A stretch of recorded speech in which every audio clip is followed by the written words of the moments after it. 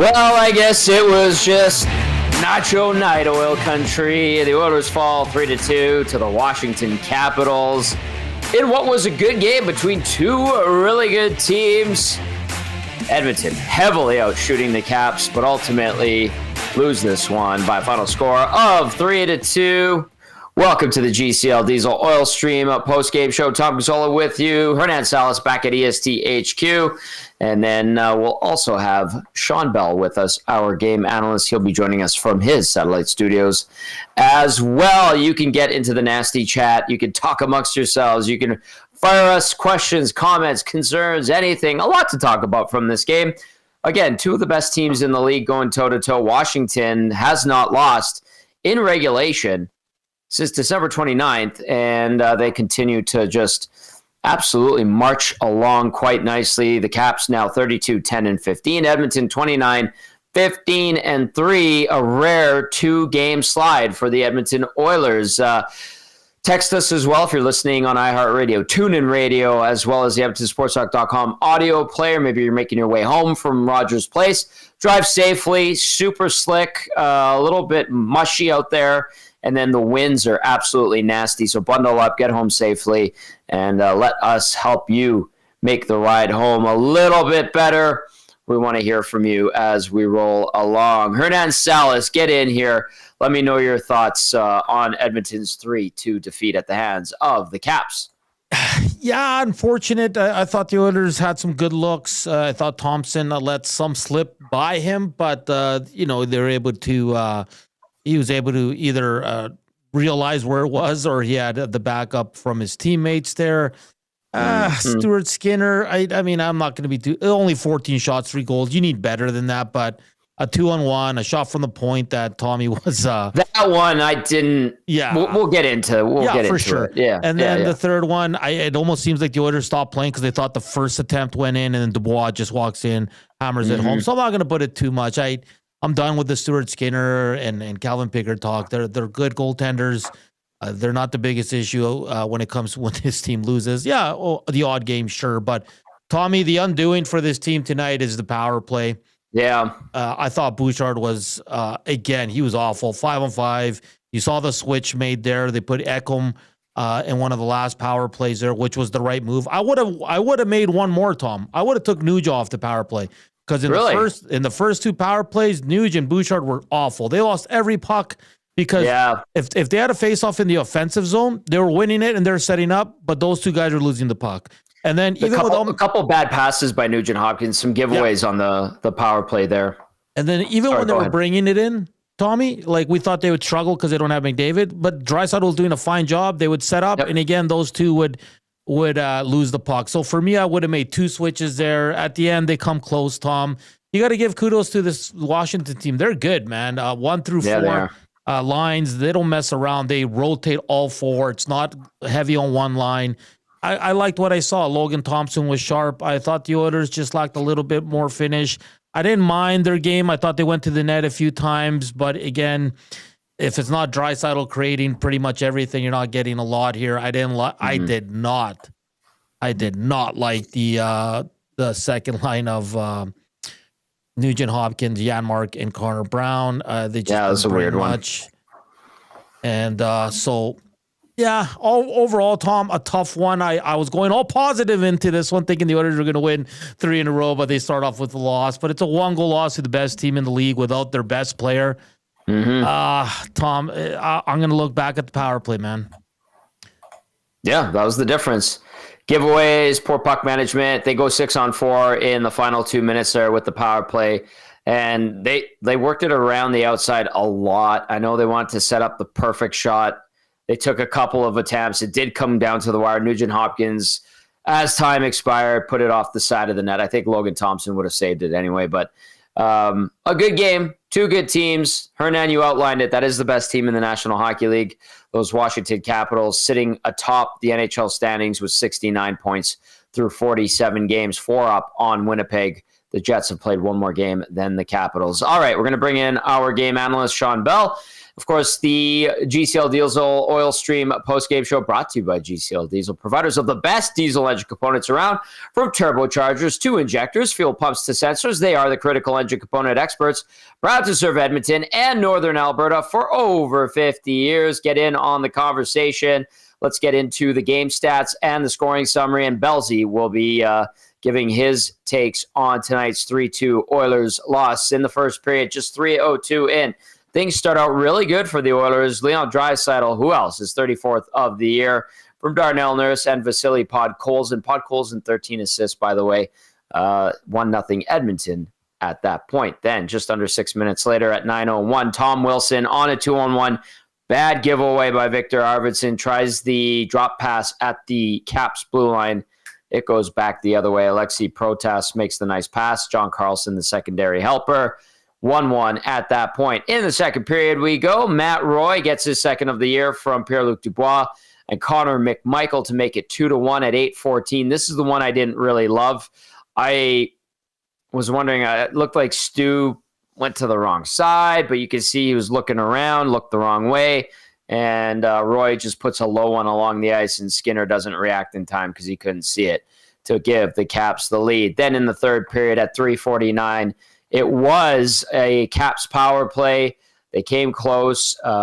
Pierre-Luc Dubois, I believe, gets stopped on one play. And then they regroup, get the puck back, and it's Lars Eller who tucks it between the pads of Skinner, bounces off the post. Dubois bangs home the garbage for his 9th of the year. Logan Thompson picking up the secondary helper on that one as the Caps extend the lead to 3-1. But right after that, a minute one later, with nachos on the ice, who the hell is throwing nachos on the ice? Those are expensive, what are you guys Tommy. doing?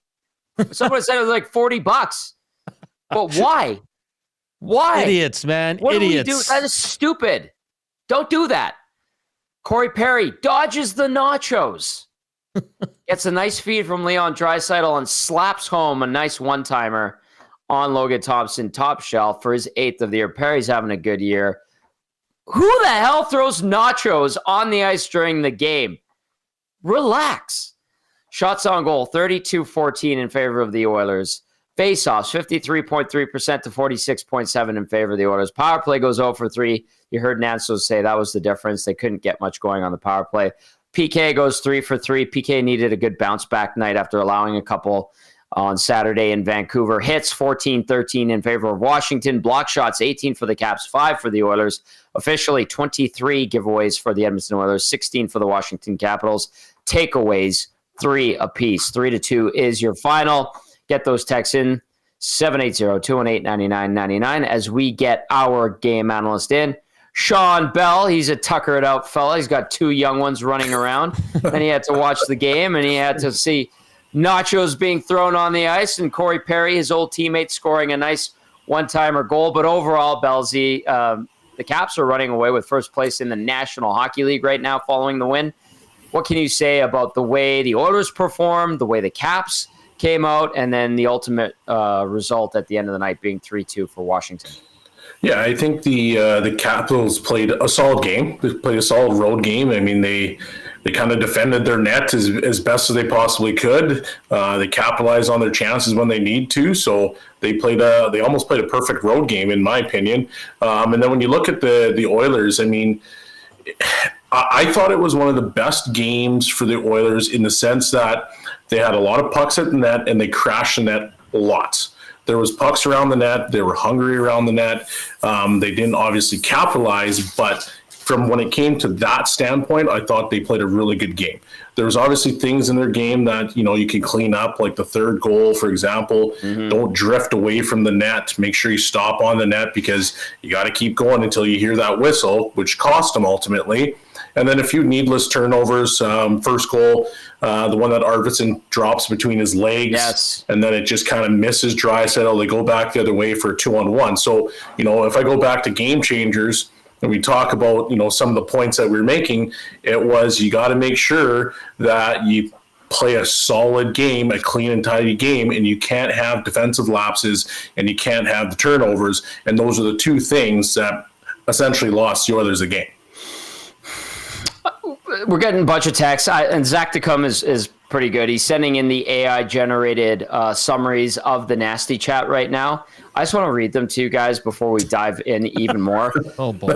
First chat summary from Zach says, viewers are criticizing the Oilers goaltender Skinner for letting in 3 goals on 14 shots. They are also questioning whether he is the right goaltender for the team. I am not surprised, not one bit. Then there was a second summary auto-generated on YouTube to all of those who are listening, whether you're on a ride home from the rink or somewhere else listening on a radio. The other one says, viewers are discussing the Oilers' poor performance and calling for changes, such as trading Bouchard and replacing him with Klingberg. They are also criticizing the team's management and goaltending. Okay. You lose. No, I just. No, I know. Hear me out, boys. Hear me out. Before we sigh and this and that. You lose 3-2 to the best team in the league, a team that has not lost in regulation in almost a month. I think they're 7-0-3 in the last 10. This team is hot. You outplay them. You outshoot them. You get some great chances. Their guy gets the one save that they needed. Your guy doesn't. He doesn't see the puck. You make a couple of poor turnovers that cost you ultimately. Your power play can't get going after your PK handles things quite well. Why does it come back to this stuff every single time? There's 2 straight losses now. I get it. This doesn't happen very often for the Oilers. It's been a long time since they've lost back-to-back games. Why does it just come back to that? Why does it come back to trading a guy? Why does it come back to putting in a guy who hasn't played in over a calendar year and just had hip surgery and expecting him to just all of a sudden mesh perfectly and just be as good, if not better, than the guy that's been doing it for the last 2 years? Why does it get to that point, boys? That's all I'm asking. Tommy, I was sighing because of, not because of you, but of I'm tired of the Skinner conversation, because the only time Skinner sucks and the Oilers need a goalie is when they lose. This is the first time, Tom and Belzy, he's lost back-to-back games since October. But no one talks about it when the Oilers win, guys. Right? It's never him. It's everybody else around him. And if you truly think, and I'm seeing it a lot, that Calvin Pickard is the number 1 on your team, sorry, we're done. I can't talk hockey anymore. If that's what we're going at. I can. Stuart Skinner, I don't think the 3 of us are sitting here saying he was great tonight. No, he should have been better. 3 on 14 shots. You need better. You need a save. Logan Thompson gave him a save. Perfect. But every time the Oilers lose, it's Stuart Skinner. Oh, no one's talking about Arvidsson's stupid drop pass. That was a stupid drop pass. Belzy said it. Can I just go with something here? Because this one actually irks me, and I see the Oilers do it so often. Is on a 2-on-1, that defenseman always goes down. And it's actually been costing them, because the minute you leave your feet, you can't recover. And so they go down, he sauces it over Kulak, or he goes around him, whatever. It doesn't really matter. The puck goes in the net. Yep. He's not available to recover. He doesn't buy time. He doesn't do anything. I don't like that play. Like, I think that there's other ways that you can play 2-on-1s and be a lot more effective, because realistically, you had a guy coming back hard. So if you can buy a little bit more time for that back-checking forward or back-checking defenseman, whoever got caught there, to get there, maybe you're in a better position. But I can't wrap my head around the consistent leaving of the feet on 2-on-1s, because it's costing them goals. It is. Oh, go ahead, Hernan. No, I was just going to say, Belzy, are they coaching them to do that? Or is that just the player making the decision on his own? Because, Tommy, you know this from filling in on 2 guys and talking about it on the Oil Stream. Cass and Gager kind of hate that. They do. When the guy it's the worst. It's the worst. And it was something that used to be coached back in the day. And let me preface this, is that it can be effective, but you got to time it perfectly. Because if you go at the perfect time and you slide towards the front post at the perfect time, you can take away that passing lane. So I'm going to say that. But at the same time, these guys are going down far too early. And the game has also changed, where these guys are now more patient with the puck. They can sauce it over guys. They can do different things, right? So it's hard to now just say, go down take that lane away with your body. As much as you can try to time it perfect and it can be good, when was the last time you saw them time it perfectly and take it away with the slide block? It has happened a couple of times, but most times you watch it and you're like, that's going to be a great chance, and it turns out to be a great chance. Every single time. Every single time. So for me, it's something that just irks me, and I just find that they could have played that a little bit better. It's a lefty going down the left side. It's going to be a righty going down the right side. If you play just a law of averages, more often than not, that puck is going to travel behind the defenseman to the back door. So maybe put your body in that little area, maybe your stick in that area, be big, do something a little bit different to take away that lane, as opposed to just sliding down and allowing a guy to sauce the puck over top of you. So that was just one thing that for me that I wanted to just get off my chest because it bugs me a little bit. Mm-hmm. But after that, the goals that I really truly want back are probably the second goal. I don't know. It looked very awkward. Yes. Was he screened? Did he look the wrong way? Like, what did that look like? Both. I think both. Yeah, so that would be the one goal that I'd want back. Yeah. But after that, come on, guys. Come on. The puck goes off the post. It goes right in the middle of the slot. And all the Oilers go the opposite ways. There's not one guy that stops, and then they just right down the middle and just easiest goal you'll ever score. I'll score that goal. Boys, you would bury that, by the way. Hernan would bury that. I want to ask you guys this on the second goal, because Gage, we were talking about it on the text, and then I'll shut up. Listen, Protas is 6'6". He's big huge boy. Yeah. But just look at Evan Bouchard in front of the net. He wanted no business of an attempt to tie up a stick, to tie him up, move him out of the way. And it's hard. Listen, I understand how hard it is. The guy's 6'6", guys. He's a big boy. Maybe you guys can, maybe you disagree, but I thought Evans Bouchard struggled again mightily tonight. Belzy, go for it. Yeah. I just thought he was nonchalant. I thought he was casual with the puck. I didn't love his defending. There was one shift that I think this is exactly the one they were talking about. I think they pass the puck wide and the guy goes to the net and he doesn't even put an arm on him. It's making it increasingly hard to try to defend a player like that. Mm-hmm. As much as we, as an oil country, love his offense and know how dynamic he can be offensively, every single game we turn around and we talk about one instance where it's like, Boosh, come on. And so, I don't want to be negative on the player because obviously he brings a value to this hockey team. But at the same time, it's just, you got to at least push the button. So on a car, there's this push to start to get the engine going. And I think you just got to push that thing once, Boosh, because then maybe the engine can go. And when the engine goes, then you'll be okay. But if you just throw that thing in neutral the whole time and just let that thing roll downhill, here we are. He's got 35 points in 47 games. Evan Bouchard does. The defensive side of the game has not been there all season long. In the last couple of years, it had rounded into form about this time, maybe even a little bit sooner. It's not happening right now. I don't know how much of it is the contract coming up and worrying about that. Each guy is different. Everybody has their own personality.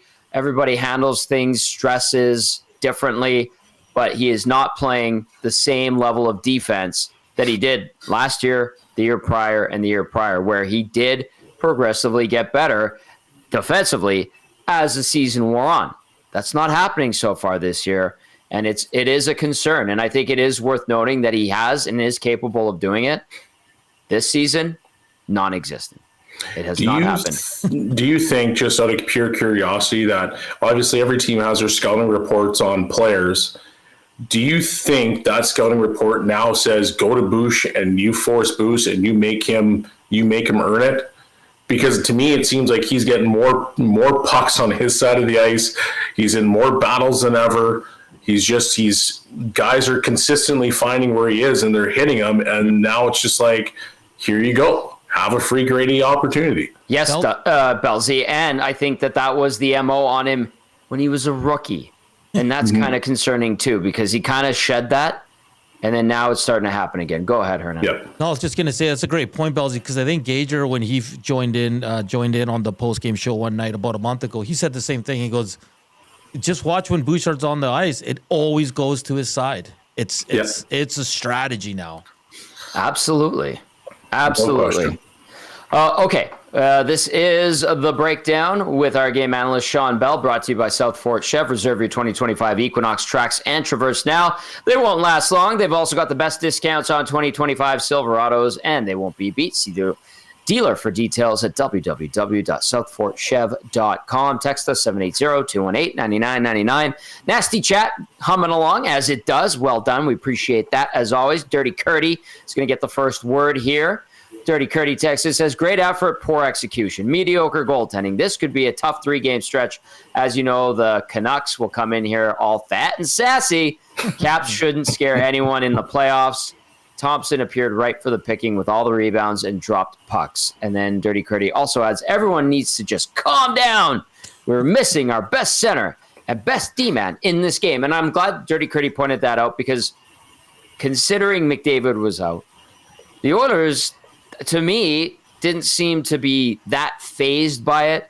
I think it maybe motivated them a little bit. I think Leon Draisaitl was good. Maybe he tried to do a little bit too much. If you really want to nitpick Leon Draisaitl, maybe a little bit too much he was trying to do. But I, in general, give the Oilers kudos for the type of game and performance that they had against the Caps without Connor McDavid and all the BS that surrounded it, and the statement from the organization, because the owner was probably mad and wanted to clap back at the NHL. I think the team on the ice handled it pretty good. Was it perfect? No. Did they win today? No. I thought that it was encouraging, at least, against the best team in the NHL. What do you guys think? I agree with you, Tom, because Oilers are a top 5 team right now, playing the best team in the league, who haven't lost in 10 games. They're on a 4-game win streak, but they've picked up points in their last 10 games, Tom. And no regulation losses. Yeah, and they held right there with the team. They were good on the PK. The power play, yeah, you wanted more. It wasn't good. Two players in particular. But for me, it's not all doom and gloom. Like, yes, a few players, more than a few players had off nights.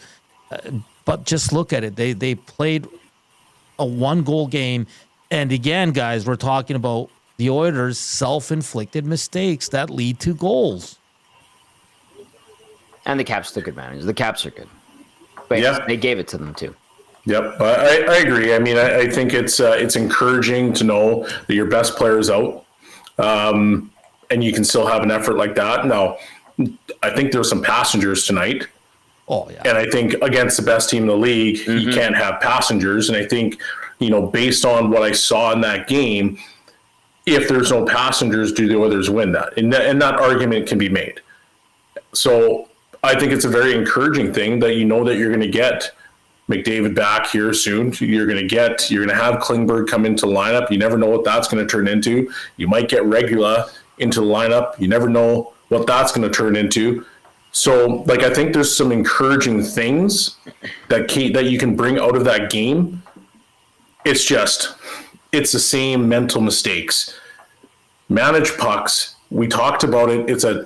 It's the number 2 scoring team in the NHL, and it's number 1 in goals against. You can't have a barn burner game back and forth trading chances, because you're going to lose that game. And so for me, it's just it's those little mistakes that they consistently hamper the Oilers. And I do think that they played really well in certain spots of that game. So I'm not trying to nitpick them. It's one of those things where, guys, this is you need to be almost flawless. And it was just the casual mistakes that cost them the game.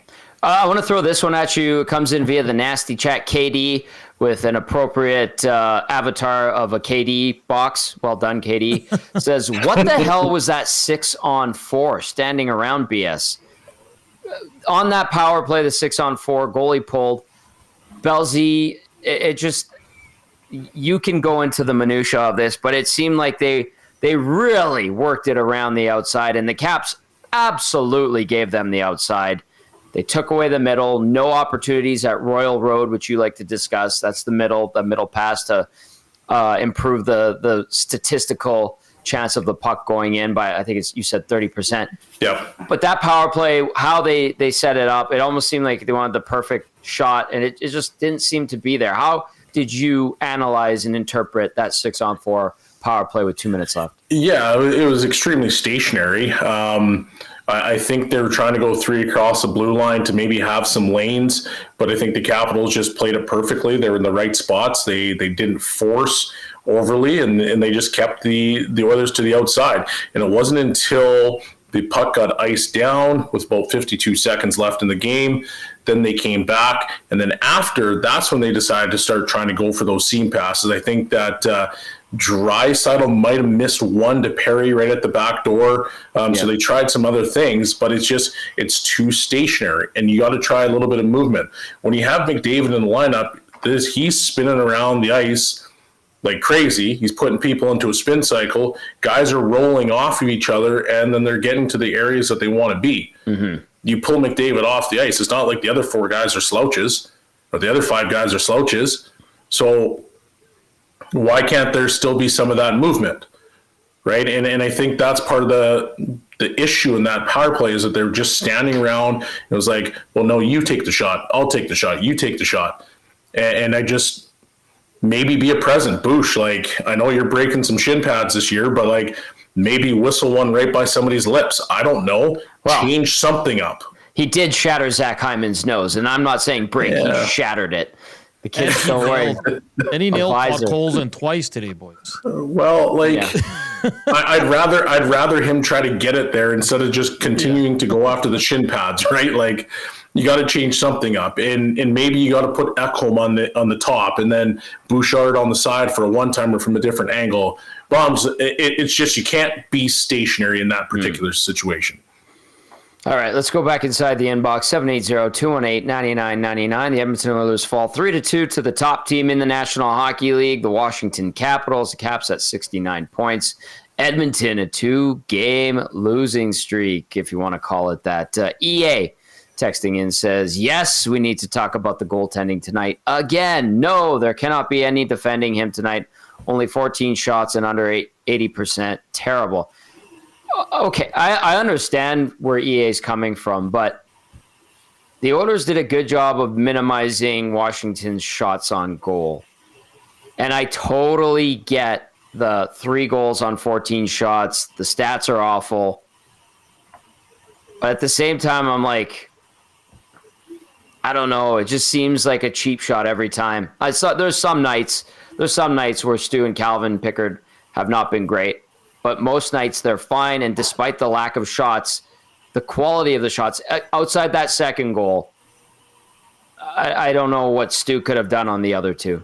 He got a breakaway, gets tucked between his pads. That was a nice move by Eller. Classic forehand, backhand. And then Dubois has an empty net, basically. The second one I didn't like. So I'm with EA on that one. First one, what's he going to do? I don't know. You guys tell me. I don't even talk about it anymore, Tom, because to me it's just like it's an easy way out to consistently criticize a goaltender. Like, listen, I get it. I'm not naive to the fact. I watch the games. I see goals that should be going in or shouldn't be going in versus goals that, he saves and the other goal. I get it. I know where people are coming from, but the reality is something else happened before he even got there. So in my mind, I'm sitting here saying, for example, the first goal, okay, Arvidsson, if you manage the puck better, there is not a turnover that is now going to lead to that chance. So for me, I don't really want to talk about, okay, well, is Skinner the guy versus not? Because we've talked about that ad nauseum. It's annoying to me now. So let's have a true analysis of the game and let's break it down and say, okay, well, what actually happened and what actually occurred? Not just, Skinner's fault. He's crap. Gotta go. Low-hanging fruit, man. Go ahead. It's too easy. It's low-hanging fruit. And yes, again, no one's defending him on this show. But to say that he's never won, didn't he win them the LA game 1-0? Was that a shutout? Didn't he win the Boston game 4-0? Didn't he have a .931 against Anaheim, a .963 save percentage against Utah, a .952 against Ottawa? Like, don't throw out stuff without the facts. He has won games He's won more than he's lost, guys. And yeah, sometimes the team bails him out. Find me a goalie that the team doesn't bail them out at least once in a while. Tell me. Like both guys on the Oilers give this team a chance to win every game. The Oilers scored 2 goals tonight, guys. Like, we talked about it, I think, in the pregame, Tom. Like, this team doesn't give up a lot of goals. You knew you were going to need 3 or 4. You knew it. Ominous 0111 says EST. Edmonton Skinner talk. Ominous 0111. It comes up every single loss, and I'm pretty sure this won't come as a surprise to you. Sometimes when they win, some fans complain about their goalies. All right, more text. Sorry, but Vasilevsky lost tonight. I mean, is he the worst goalie in the world? Yes, he is. Do you know what I mean? Like, it's just like we got to stop. It's okay to be critical, and sure, tonight he wasn't the best, but I'm not going to sit here and say Stuart Skinner's the reason they lost this game. He's a part of it. He's not the main reason. The second goal, he lost it. I mean, I didn't like it. Good play by Roy, gets through, beats him down. I didn't like that goal. I fully admit that. But to go back to this over and over and over again, the guy took you to Game 7. Anyway. It's okay to be critical when it's warranted. Thank you. Let's go to Janias. Go ahead. Do you want to finish that, or do we? Yeah, I just, at the end of the day, the goal that I'm most concerned about for me today is the second goal. Yeah. So if we want to be honest about it and we really want to have a legit conversation, the second goal I want back. After that, don't talk to me. All right, back inside the inbox we go. Let's go to Janias. Says Janias from Rocky here. Looks like we might need a. Oh no, okay, that's it. Sorry, Janias. Says also that was disgusting. A fan threw nachos on the ice. Unacceptable, but I guarantee him an assist. Refs are real blind of late. Soft calls and calls that should have been called. Boy, Bouchard not having it lately. Maybe we should put the new Oiler in his spot. They need more finishing. Thank you, Janice, for the text. Big U says, this was just like Boom Boom said. A game of inches and small little things. Couple breakdowns and a team playing that good will capitalize. Oil played good. 2 great teams going at it from Big U. Let's go to Shaggy in St. Albert. Shaggy says, the Oilers did play a good game against the number 1 team in the NHL. Skinner let them down by not making the big save when they needed it. Lovely sub 800 save percentage. Power play sucked without McDavid. I hope I'm wrong, but they're going to lose all 3 games because of McDavid's selfish cross-check, all because they did not show up at beginning of Canucks game and had to scramble until the end to try and tie it. Had a chance to grab sole possession of first in division because Vegas faltered. This is going to be closest they get. They will have lost 4 in a row when McDavid comes back. I'm not as in despair as Shaggy in regard to this homestand. I think they can bounce back fine. They're going to be pissed off against the Canucks on Thursday. They're going to want retribution. They're beating the Canucks. Yeah. Come on. And then they get Buffalo over the weekend. Like, guys, even a blind squirrel finds a nut. Come on. Yeah. And Vancouver and Buffalo are tied at 2 late in the third, guys. So you think Vancouver's going to beat the Oilers again? Come on, guys. KCF. Good to hear from KCF. Says Skinner 7-8-5-7 can't happen. Also, some brutal missed obvious calls. NHL refs directed to make bad calls tonight. KCF dishing out some conspiracies. Donnie M says easily. Oh, well, that's from earlier. Donnie M, what did you send in tonight? Anthony on Long Island says, I actually like that Draisaitl Perry Hyman combo. Perry, man, like for a guy that's 38, 39 years old, has been pretty clutch this year. Let's talk about a positive. I thought Corey Perry did a tremendous job stepping around the Chos, clapping that biscuit, top Ched, and then acting like it's no big deal. Also, who the hell throws nachos on the ice again?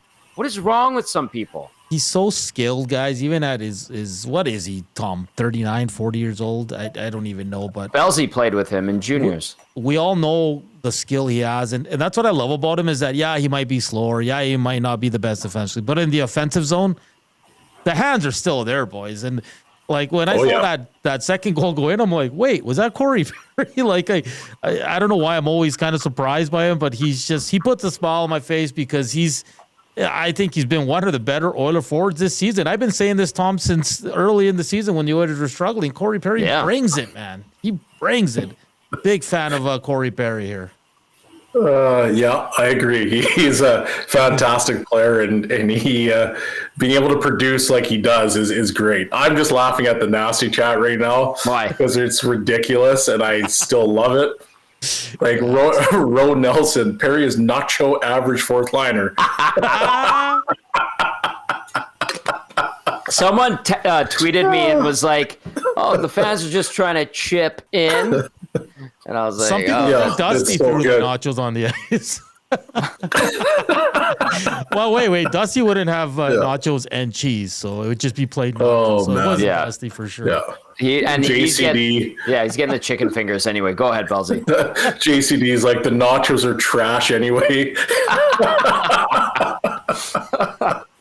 I get a kick out of it. Oh, it's good stuff. Okay, let's go to the turning point of the game presented by Advantage Sports Medicine and Physiotherapy. At Advantage Sports Medicine and Physiotherapy, we treat you like the pros.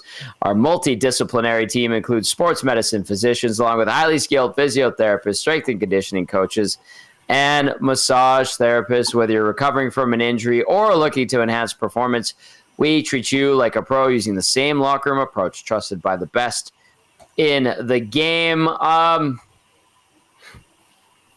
debating, guys. Like, should I go to the last goal that Washington scored, or do you think that there was a moment in there? Was it a power play that the Oilers had that was a buzz killer?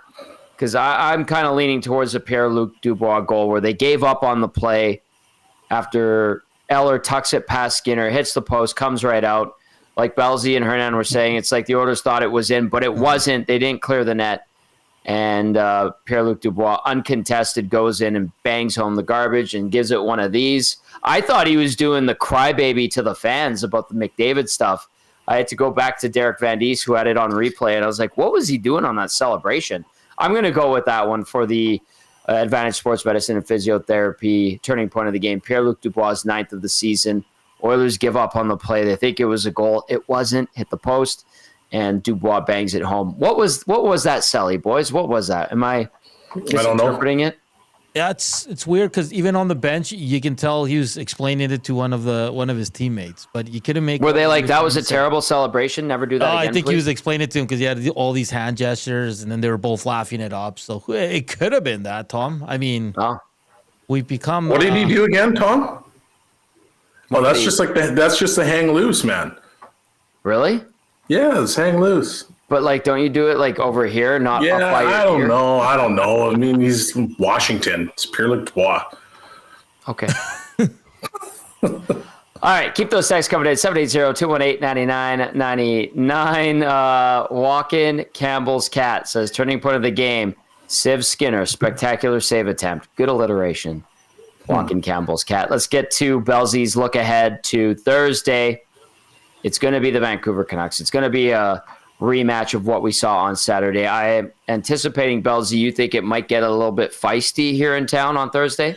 I don't know if it's going to get feisty, but I can say that the Oilers are going to show up in the first period, because if they showed up in the first period, this whole thing would have been avoided in the first place. So my look ahead is the Oilers are going to show up because they're going to be fired up. They're not happy, obviously, with Connor Garland. He might take a few bumps. I'm not sure how feisty the game's going to get, but I do think there's going to be a little bit more intensity to it.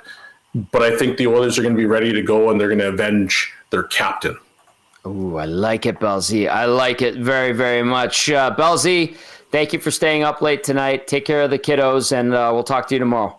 Sounds good. See you, nasty chat. There you go. There's Shawn Belle, our game analyst, with the breakdown, brought to you by South for Chev. Keep those texts coming in. I got a bunch I want to get to.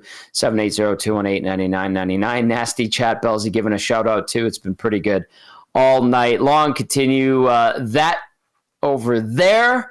And Belzy kind of mentioned something. He was talking about the starts. The Oilers had a much better start tonight. And I think it is worth noting and complimenting them for that. At one point, I think in the first 10 minutes, they started to really build a little bit of momentum. They started to take over, started to outshoot the Caps. I know that they they gave up the lead. They had the 1-0 lead at 3 minutes in, but they coughed it up. But I thought that they had a better first period overall and kind of asserted themselves to the point that they said tonight's going to be a good battle. And I think they ultimately put one up. Yes, costly mistakes. Yes, you want that save from Stu. Didn't happen. Thompson makes some great saves. They lose 3-2, the best team in the league. But I will give them credit, and I want to note that they had a good first period. Yeah, they did a really good start compared to, a handful of games they've played recently. And I liked it. And Leon got the early goal, and they got some good looks as well. Power play was a buzzkill for the Edmonton Oilers. But, they fought back. They got it to 1 goal. They came close there at the end, a little too late, though. But, yeah, I mean, when you're missing the greatest player in the game, Tom, you're going to take a step back offensively. But, again, I think this is such a great opportunity this week for guys like Jeff Skinner, Arvidsson, who I thought struggled mightily tonight, Paul Coles, and I'm going to say everyone outside of Hyman and Leon Draisaitl. Hell, I think Corey Perry always shows up. So it's an opportunity for all these guys to step up and show that they can fill in if needed. They can score the big goal. They can tie it up. They can give you the go-ahead goal, Tom, and get you back in the game with a big hit and all that. And today that was lacking a bit from a few guys. I mean, Noah Phil played 5 minutes, Tom. And this is why listen, I love our listeners and our viewers. They're the reason we're here. But I get frustrated when we always want to call up young guys. And listen, I think he's earned it. I think he's a good player. I think he deserves to be here in that 4th line spot. But is this what you want? Is 5 minutes a night for Noah Phil? Is this the plan? And I know it's only 1 game, but it's the best team in the league. We have to keep that in mind. Yeah. So, yeah. I mean, but Tom, if we're seeing this, let's say it's from anywhere from 6 to 10 minutes a night here going forward the rest of this week or for 2 weeks, is this what is best for Noah Phil? This is what they've decided is best for Noah Phil. They seem to have indicated that they think he's ready for this opportunity. They've seen enough at the minor league level. I think that's a fair thing to say. Mm-hmm. And now, because of that, I think him playing limited minutes in these situations, like, listen, it's the Capitals. Okay, now if he plays 5 to 8 minutes on Thursday, then I'm going, well, what are we doing here? Do I think he's a better option and provides you a little bit more than Derek Ryan right now? Yes. Okay. And I think that's part of the rationale as well. So he, like Emberson had to earlier in the season, I feel like he's going to have to take steps. He's going to have some peaks and valleys here in the next couple of weeks. But it seems like they're saying, here's the ball, go run with it. You're not going to get it you're not going to get a million touches. You're going to get nights where you're limited in your minutes. But just give us some solid minutes, win some faceoffs, and then throw the body. If you get an opportunity, take a shot on. Be responsible in your own zone, kill some penalties, incremental growth. And I think now that we're 50 or 47 games into the season, I think that's how we're going to see this play out. And then if he buckles under that pressure, then they're going to have to go out and get somebody. I have a question for you, Tommy. Is Derek Ryan in the minors or not? They didn't assign him. They just waived him. So he's still here in Edmonton. He might. I didn't see him. Okay. But that can happen. Okay. Reed texted and he said he has been assigned. All right. So there you go. But I had seen he was just waived yesterday. Reed says he has been assigned. All right. Reed's going to join us in a minute here. Keep those texts coming in. 780-218-9999. We're going to get Reed all set up. In the meantime, I will read some of these texts. This one from Andy Pandy says, that was such a frustrating game, Tom. Oilers just don't have the secondary offense when they need it. Thompson came up with the big saves when needed and just battles for everything. Skinner isn't at his level. Quiet night for him and still lets in 3. You'd like him to stop the second goal. The Oilers really did play well, but can't capitalize when they really needed. Bouchard continues to really struggle. Power play was piss poor. Jeff Skinner was a ghost. Some teams, same players carrying the group. That's from Andy Pandy. Nash in White Court says, who throws nachos on the ice? 2 words, Dustin Nielsen. This one from Stanley in YYC says, hello, gents. 2 couldn't hit the net tonight. even if it was as large as a soccer net. 74 didn't give us a game-breaking save. Basically, nobody aside from 29 stepped up in 97's absence. The Nachos showed more urgency than Bouchard tonight. At least they assisted on a goal. Stanley in YYC. And then Ryan from Saskatchewan says, Darnell Nurse has taken a beating over the last couple of years. He was terrific tonight and has been for a while. Podkolson was also really good again. Bouchard was out of it. Jeff Skinner looked lost. I thought that Nugent Hopkins, Brown, and Janmark line was pretty solid. Actually, that's from Ryan in Saskatchewan. And then let's go to Tony from BPs. We're there on the 30th, by the way. Come join us at Boston Pizza Westgate. It's going to be fantastic. Tony from BPs here. Amazing fan base. Freaks out after every loss, but best team in NHL after every win. LOL. But the team needs to make a bold move, and trading Bush is the real only move you can make. Tony from BPs with that one. Tony from BPs, if you haven't already caught on prior pre- and post-game shows, would like to see the Oilers move on from Evan Bouchard. All right, what's going on with Reed there? Let's go into a couple. You have to reconnect. Issues with the camera. Okay. All right, I have this. I need to point this out because we have a big day coming up with our partners over at Century Casino Sports Bar and Lounge for the Super Bowl. We're going to have the big bash there again this year. Like we did last year, it was such a good time. They're going to have under $10 food and drink options. There's going to be prizes every quarter. They've got Elks home opener tickets, jerseys, win your tab, etc. Enter to win a share of $1,000 in prizing.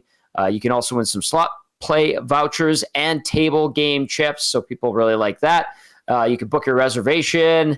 No cost to book a reservation or admission. Email edm at centurysports, edm.centurysports@cnt.com. A very, very easy email to remember. edm.centurysports@cnty.com. And if you're like, what the heck's on that menu, Tom, for under $10? Smoked brisket cheesesteak, $9. Surf and turf, $9.99. Pound of wings, $9.50. Chili cheese hot dog with choice of side, $8. Garlic dry ribs, $8.50. If you're thirsty, Bud and Bud Light, 23 ounces, $8. Team feature cocktails, $9. Alley Cat 6 o'clock or lager, tall boys, $8. And if you want a bucket of Alley Cat, you get 4 for $29. edm.centurysports@cnty.com to book your reservation. February 9th, the big game. We're going to have a great time when we're down there. All right, I see Reid Wilkins is good to go. 780-218-9999. Tom Gazzola, Hernan Salas with you. Wilkie joining us now from the Reid Wilkins Show with Jay Milne. Monday to Friday, 3 to 6, right here on EST. He is having a light, salty snack, possibly corn-based. Help me out here, Riedrich. Where's the salsa? I found him behind the Capitals bench. Weird. Oh, Reed. Well played, sir. Well played, sir. What do you make of Nacho Gate? I shouldn't have done that. Now I'm going to... I love it. Very, very dry. I said to Jim Crossan as I was going down late in the third period, Jim Crossan is an Oilers scout. Great guy. Who was GM of the Bobcats for a while I was in Lloyd. And I said to him, I had covered 7 years of Junior A, Junior B, and senior men's hockey in Lloydminster, and never saw Nachos on the ice. And now I saw it in the NHL. Am I cutting out here? No, we're good. We're good. Sorry. We're good. Okay. Did you hear the story said? Yeah, Jimmy Crossan. Yeah, I told him I covered 7 years of Junior A, Junior B, and senior men's AAA in Lloydminster. Never saw Nachos on the ice, but in the NHL, I've seen Nachos thrown on the ice. Very bizarre. You should not throw things on the ice, and crazy timing that Perry scores with the Nachos right there. Yeah. And the Capitals weren't happy. I don't know if the refs should have blown the play dead or not. Maybe. I was like, what the hell is that on the ice? It's right in the way. And he blasts one home. So it was stupid. Don't throw Nachos on the ice. Don't be an idiot. No, he was weird. Okay, as you probably heard on your drive home from the rink, and are probably not at all surprised, people didn't like Stu Skinner. His numbers weren't great. 3 goals on 14 shots. I did not like the second goal. I want to reiterate that. I'm not putting it all on him. Some are.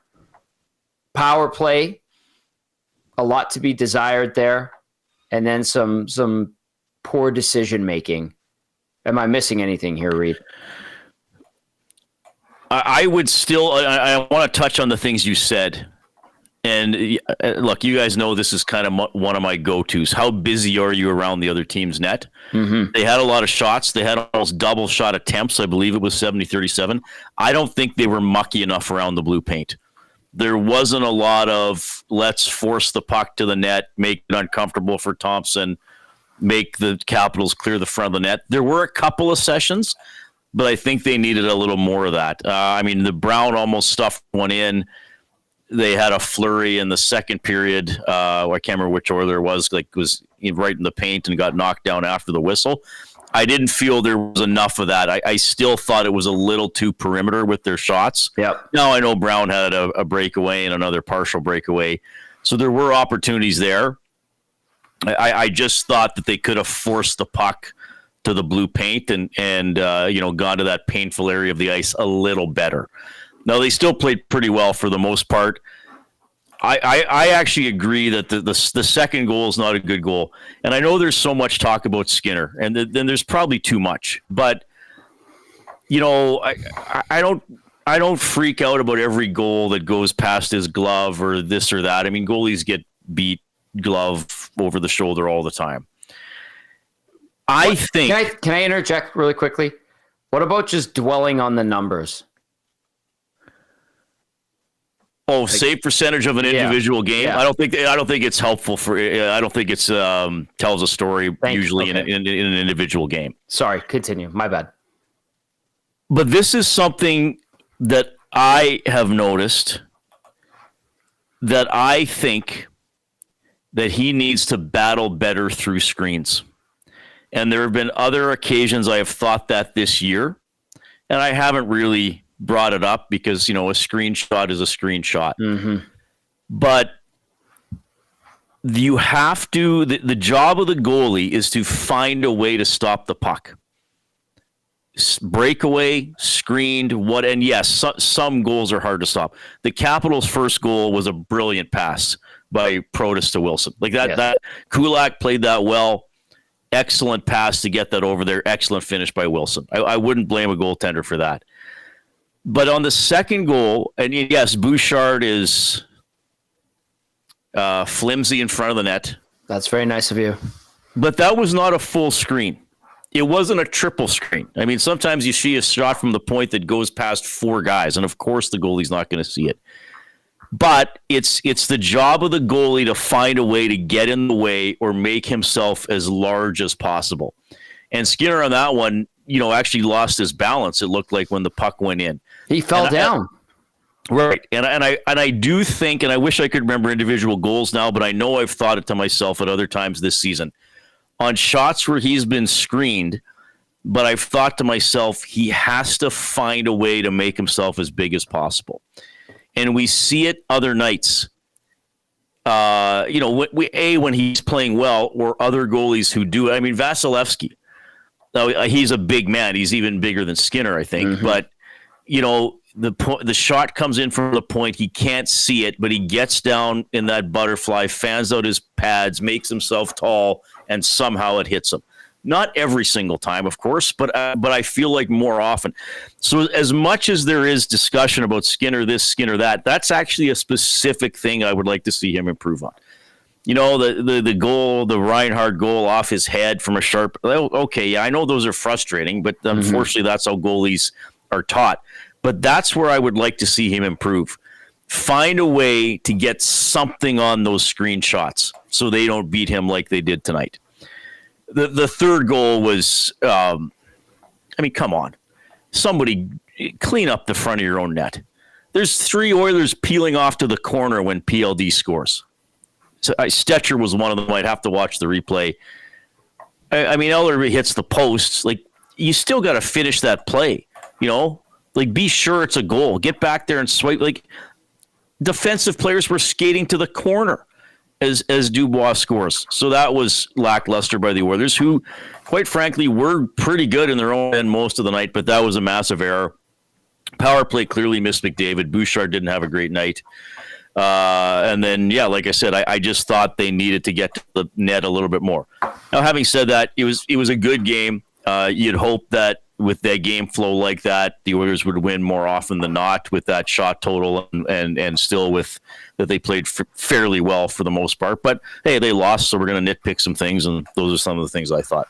I like it. Well said. Oh, by the way, and look, there's a lot of talk about the officiating. That Karlsson did not trip Jeff Skinner. Karlsson checked Jeff Skinner. If anything, it was holding. But to me, that's an attempted poke check that didn't quite work. I said to Brendan Escott in the media room watching that play, I said, Karlsson should have tackled Jeff Skinner and lain on top of him for several seconds. That way he wouldn't get a penalty late in the game. Too soon. You take that back. We're not ready for that right now. I refuse to take it back. Funny. Reed Wilkins with us now here on the GCL Diesel Oil Stream postgame show. The Oilers fall 3-2 to the league-leading Washington Capitals. Edmonton, of course, without Connor McDavid for the first of 3 games. Redirect, we get the Vancouver Canucks to close out the season series. I think a lot of people are very excited about this game. I think all those people, myself included, have every reason to be excited about this game. How much spillover do you foresee from Saturday? And how do you think the Oilers will respond, bounce back, whatever you want to call it, on Thursday night? Yeah, that's a good question. Honestly, I don't think there will be spillover. Unless what? I want to see it. I know, but unless the game gets out of hand, I don't know if there will be. Okay. Myers isn't playing. McDavid isn't playing. Garland's probably not going to fight anybody. Do you even go after Garland? Like, it's pointless. Well, body check. You should always body check. Like, sure. Be difficult on them. But again, the Oilers aren't really like that, and a lot of the NHL isn't really like that anymore. Yeah. I don't think there will be spillover unless it gets out of hand or there's another incident in the game. This isn't Tkachuk and Kassian from February of 2020 or the 2019-2020 season where you kind of knew it was all building up to that game. And then they fought, and then 3 days after they fought, Talbot and Smith stole the show anyway when they fought, and that's what people remember more about that. Yeah. So I don't think there will be spillover, but I do hope the Oilers come out with an aggressive mindset and at least want to body check and make it hard on Quinn Hughes and be the initiators as opposed to waiting. I have to say, I kind of share Shaggy's concerns that this is going to be a tough homestand. Really? Yeah, they don't have McDavid. There have been long homestands in this era of the team that have gone south. Usually they've been in December. They've often been right before Christmas. But there have been long homestands, of 5-6 games where they've only had 1 or 2 wins. They don't have McDavid. That clearly hurts the power play. And I also think that let's face it, the comebacks were exciting, but they probably stole some points on that road trip. Now, credit to them. There were reasons they did that. Yeah. But I wonder if there's going to be a slight balancing of the scales here. And I hate to say this, but it's a long season, and sometimes a bad team or two rises up and bites you. And we've just seen that. Anaheim did it to them. Yeah, Pittsburgh Anaheim did it a month ago. It's due to happen again. And Buffalo usually, I think Buffalo has a good record at Rogers Place of all teams.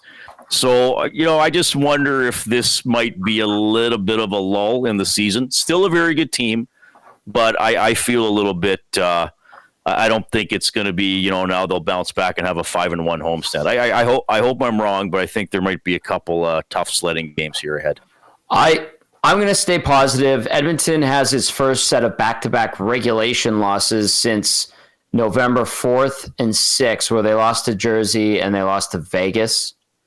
They have had, a couple of instances where they would lose in OT and lose in regulation. Toronto and Montreal back-to-back games.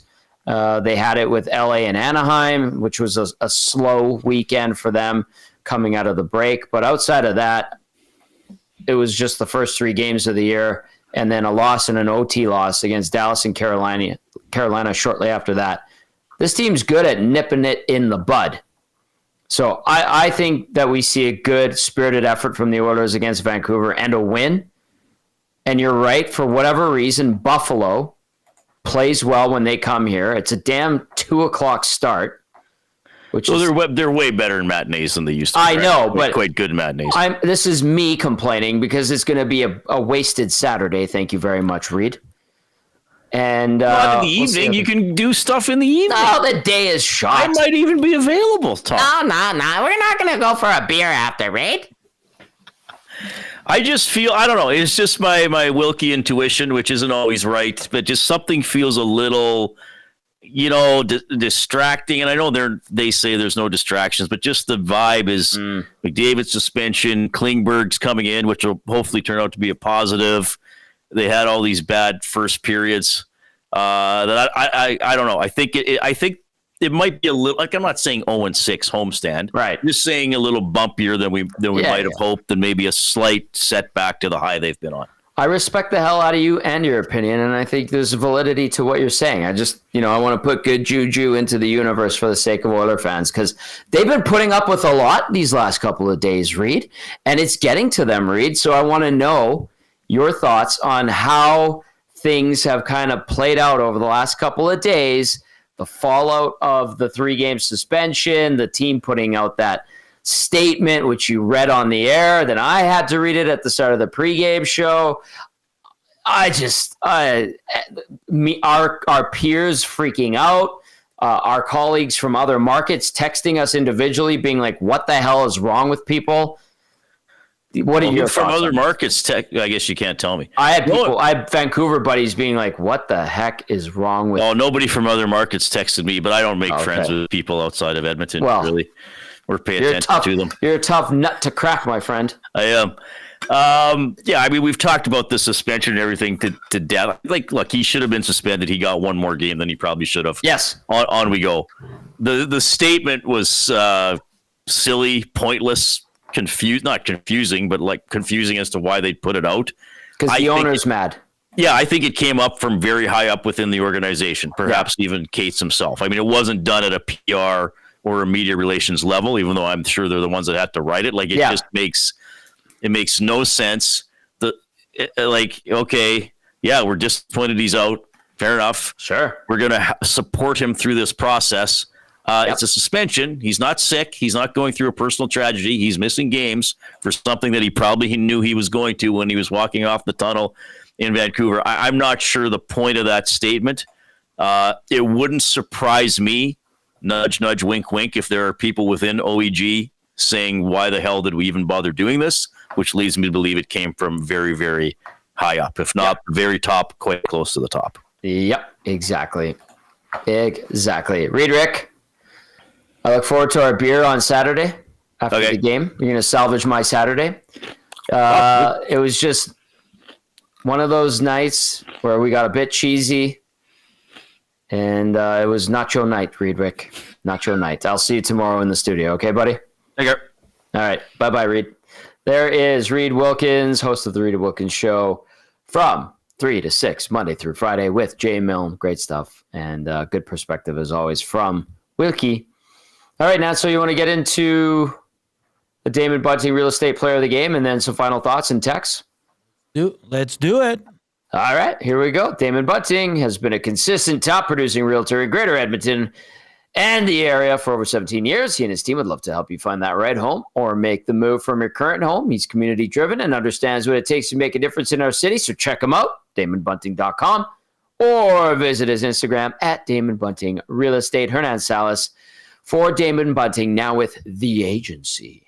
Yeah, I gotta go to the other team again. A lot of good performance, a lot of good players on that team. Like like new guys on the scene, Protas, McMichael. I mean, even that Frank kid looked pretty speedy out there. Yeah, a little bit dangerous. But I'm gonna go with a guy that's taken a lot of heat. The last couple of seasons, kind of moved around quite a bit. But I think this trade's worked out for both guys.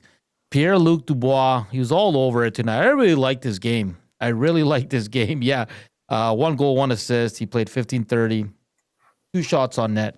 one hit. So Pierre-Luc Dubois, a guy that we thought would just kind of go away in Washington and not do much, but he's been an excellent player for them.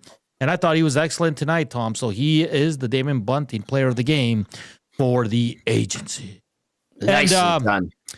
Just a note to maybe make Oiler fans feel a little bit better. Buffalo did beat Vancouver 3-2. Oh, that's Edmonton's next two opponents. Nicely done. 8 games on the slate tonight. Montreal 3-2 over Tampa. Hello.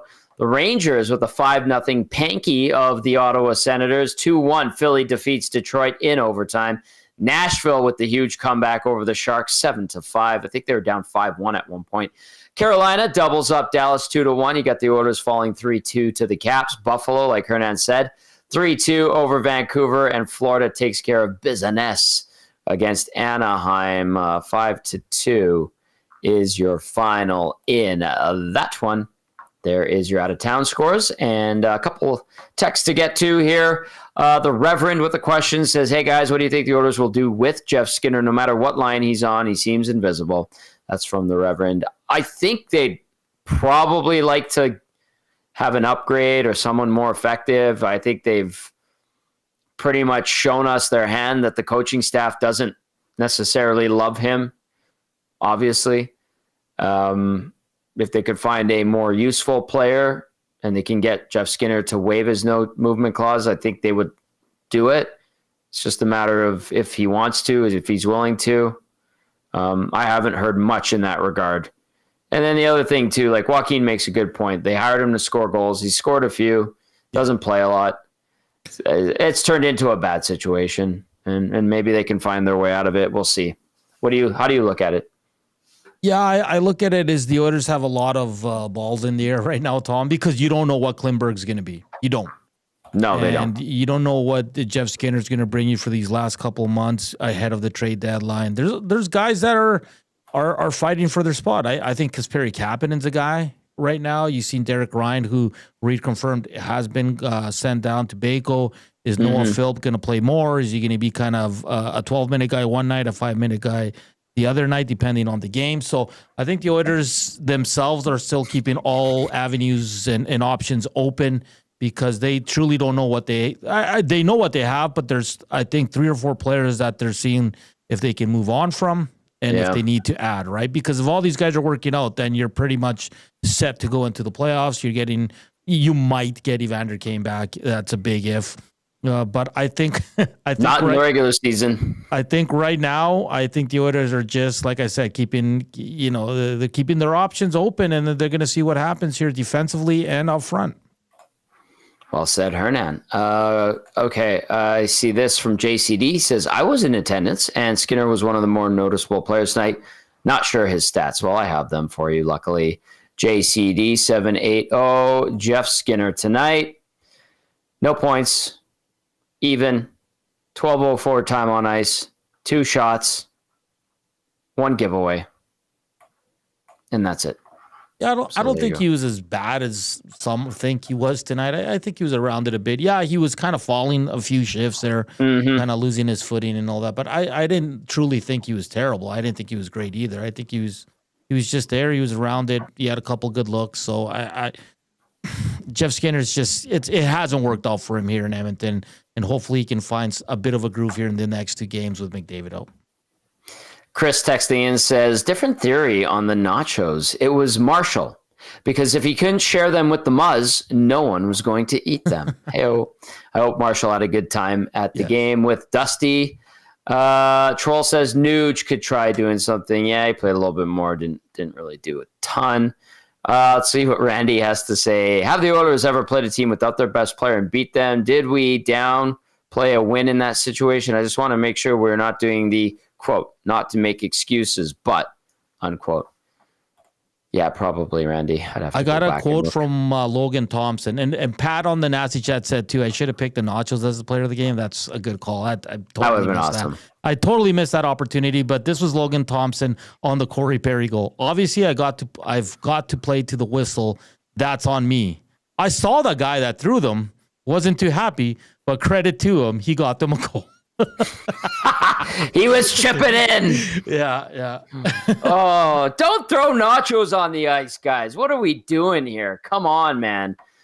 Don from Edmonton. Don says, good evening. I love Corey Perry's smart plays and his wicked determination. He brings a spark to the team like no other. Thanks, guys. Don from Edmonton. Thank you, Don. Always appreciate your texts. She's great. Don from Edmonton. I like it. Jace texting in says, Corey Perry skating through nachos, going top cheese is exactly why we watch these games. Just saying, there isn't any evidence to rule out the theory that McDavid threw the nachos. Jace. I like it. Muchmaster Flex says, hey boys, good game by the sounds of it. Can you tell me what you thought of Jay Skinner? I listened on the radio, so not sure. Didn't hear his name much. Bush needs some serious work. At least his bridge deal will be cheap. Haha. Thanks, boys. You rule.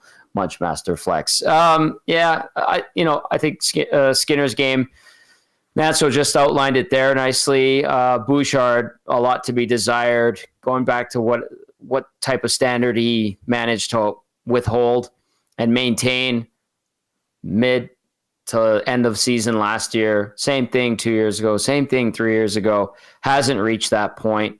More down than up this season. I don't know if it's the contract and that is weighing on his mind. I feel like it might. He's a thoughtful guy, and maybe that's starting to get to him. Now, does it affect how much he's going to make on this next deal? I think it should. But I do know that the ask is going to be high. But if he continues to play this way, like his clout and ability to ask for a ridiculous sum like $11 million is stupid. I don't think he's there. And if he continues like this, he has no leg to stand on when it comes to that. So we'll see. But yeah, I guess if you want to look at it that way. Nanso, final thoughts from you. Yeah, bounce back Thursday. It's going to be a fired up game. Both teams coming off losses. Both teams without the key players. Oilers obviously with the bigger one. That's MIA here for the rest of the week. So yeah, I kind of agree with Reed. I don't expect to be a lot of rough stuff, but physical, sure. And the Oilers need to bounce back here quickly. So I'm expecting another great game between the Canucks and Oilers. I'm expecting a fast, chippy game, and I'm expecting the Oilers to play better, and I'm expecting the Oilers to pick up 2 points, snap this back-to-back losing skid, 2-game losing skid, however you want to describe it, and get back into the win column. They've shown they have a penchant for it. They can do it without McDavid. I think they totally want to redeem themselves for that loss on Saturday in Vancouver. Put yourself in a nice situation going into Saturday's afternoon game against Ryan McLeod and the Buffalo Sabres. All right, that's going to do it for the GCL Diesel Oil Stream post-game show. Thank you to everybody who listened on iHeartRadio, TuneIn Radio, EdmontonSportsTalk.com's audio player, and to those who watched on YouTube. You know, we love you. We appreciate you. That's going to do it for tonight. We will see you in the morning. The boys get it going at 6 a.m., the Nielsen Show with Lieutenant Eric. It's going to be great. Lots to talk about. And then the Hangout, and then the Lock Shop, and then the Oil Stream, and then EST Afternoons, and then Reid Wilkins and Jay Milne bring it all home. For Hernan Salas and Shawn Belle and Reid Wilkins, I'm Tom Gazzola saying have yourselves a great night. Stay warm, everybody. See you tomorrow.